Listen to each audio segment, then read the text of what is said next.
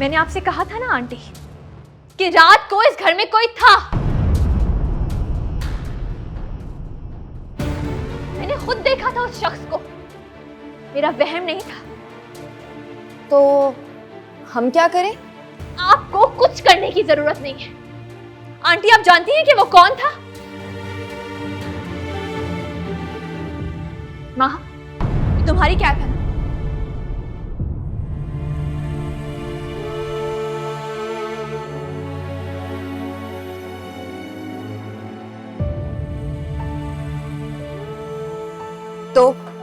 तो ये कि तुम कल रात ये कैप पहन के मुझे डराने के लिए आई थी। तुमने सारे घर की लाइट्स ऑफ की और तुम्हारी वजह से मैं सीढ़ियों से गिर गई।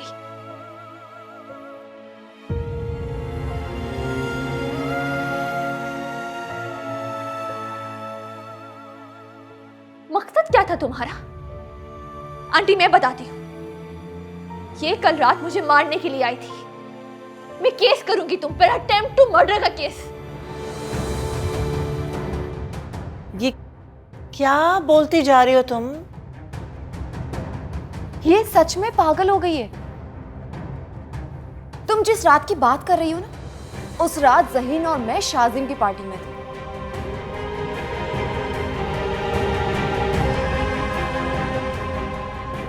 शायद कोई और भी हो जिसे तुमसे नफरत हो। अब तुम्हारी कोई चाल मुझ पर नहीं चलने वाली माँ। तुम्हें क्या लगता है तुम ये खेल खेलती रहोगी और मैं कुछ नहीं करूंगी? कौन सा खेल? कैसा खेल? जाओ यहाँ से, पागल हो गई हो तुम। आंटी मैं कहीं नहीं जाऊंगी। आप पूछे माँ से, पूछे कि इसको मुझसे प्रॉब्लम क्या है। सिर्फ कल रात नहीं, जब से मैं इस घर में आई हूँ ये कोई ना कोई चाल चलती रही है।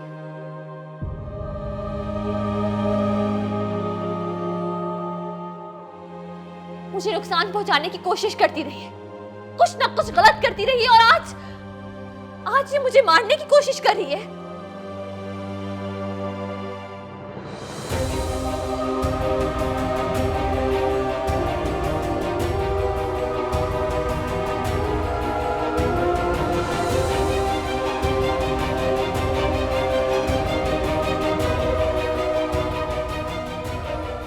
हंस लो माँ, तुम्हें जितना हंसना है हंस लो, क्योंकि बहुत जल्द तुम्हारे रोने के दिन शुरू होने वाले हैं।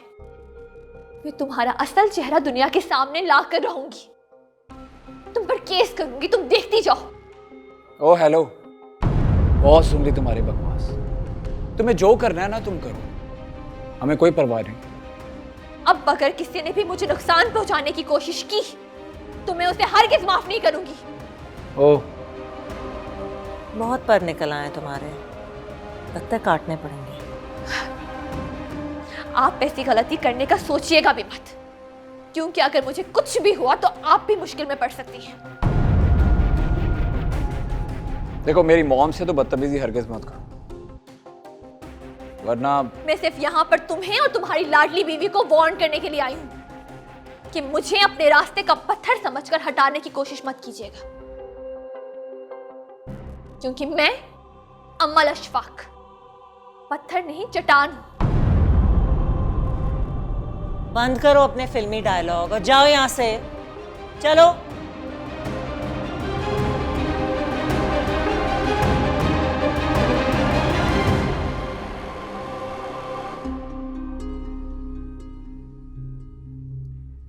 मॉम मैं आपको बता रहा हूं, अब ये लड़की मुझसे बर्दाश्त नहीं होती, इसका कुछ ना कुछ तो करना पड़ेगा। आज तो इसने हद ही कर दी है। देखो ज़हीन, इसे टफ टाइम जरूर दो, लेकिन थोड़ा आज़ाद भी छोड़ो इसे। जिस तरह ये धमकियां दे रही है ना, मुझे लगता है ये कुछ ना कुछ करने वाली है। फिलहाल तो तारिक साहब की डील पे फोकस रखो। तुम्हें पता है कासिम दाद उस डील के पीछे है, लेकिन मुझे वो प्रोजेक्ट हासिल करना है। हो सकता है कासिम दादी से भड़का दो। आप आजाद छोड़ने का बोल रही हैं, मैं उसे एक सेकंड यहां बर्दाश्त नहीं कर सकता। माहा, इसे समझाओ, इसका गुस्सा हमें ही नुकसान पहुंचाएगा। कुछ अरसे बर्दाश्त कर लो इस लड़की को, क्या मुसीबत है।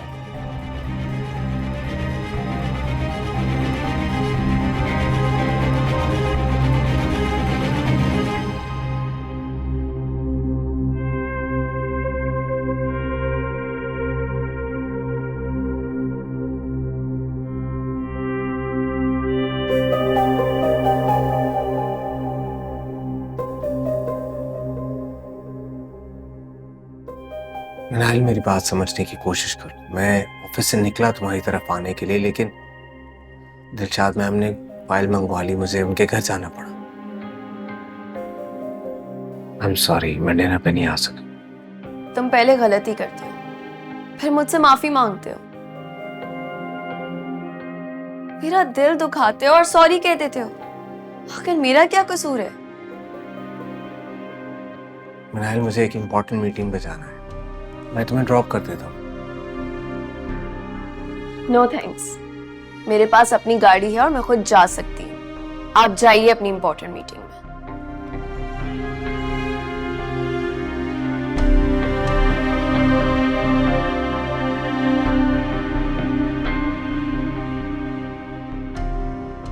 खादिम हुसैन, तुमने पूछा उस राशिद से कि वो कहाँ था? नहीं मैम, मैं भूल गया। भूल गए? मेरी कही हुई बात कैसे भूल सकते हो तुम? Sorry ma'am. और सुनो, नजर रखो जरा उस पे, कहाँ आता है कहाँ जाता है। बल्कि मैं खुद बात करती हूँ, भेजो उसे मेरे पास।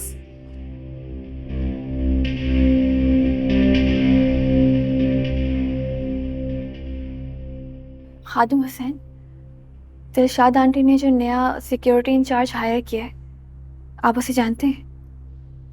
जी मैम, बानो का कजन है, वो गांव से आया है। वैसे मैम, आप क्यों पूछ रही हैं? कोई काम था? नहीं, बस ऐसे ही। मैम फिर मैं जाऊं, क्योंकि दिलशाद मैडम ने राशिद को बुलाने के लिए भेजा है मुझे।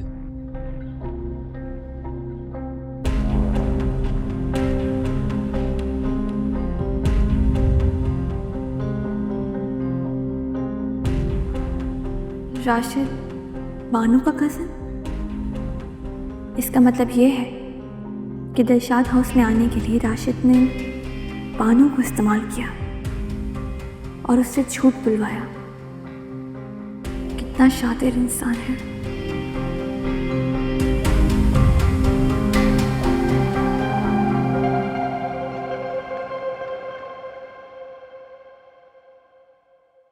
सोनिया आंटी,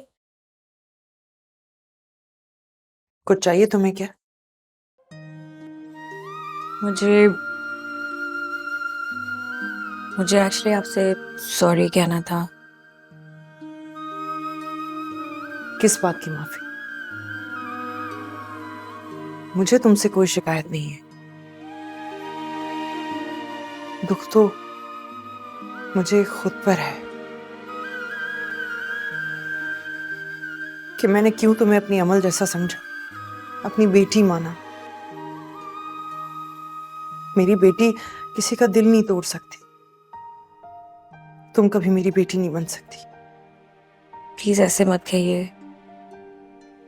पता नहीं मुझे क्या हुआ है, आई डोंट नो मैंने ये सब क्यों किया। मैं वाकई बहुत शर्मिंदा हूँ। अगर आप कहेंगी मैं राफिर से माफी मांग लूंगी, लेकिन प्लीज मुझसे नाराज मत होइए। नहीं नहीं, राफी को कुछ कहने की जरूरत नहीं है। हमारे दरमियान जो भी बात हो उसमें तुम मुझसे क्यों इन्वॉल्व कर रही हो? अगर तुम्हें गुस्सा कासिम पर है, मुझ पर है, तो निकाल सकती हो, लेकिन राफी को क्यों बीच में लाती हो? अच्छा प्लीज मुझसे नाराज मत होइए। आप मेरे लिए मेरी माँ की तरह है। अमल समझ के मुझे माफ कर दें। मैं तुमसे बिल्कुल भी नाराज नहीं हूँ। आंटी प्लीज बासिल को समझाए ना, वो मुझसे नाराज है। मुझसे उनकी बेरुखी बर्दाश्त नहीं होती। आप प्लीज बात कीजिए ना। तुम फिक्र मत करो, मैं बासिल से बात करती हूँ। तुम्हारा इस हालत में स्ट्रेस लेना बिल्कुल ठीक नहीं है। जाओ कमरे में जाके थोड़ा आराम करो, मैं बात करती हूँ उससे।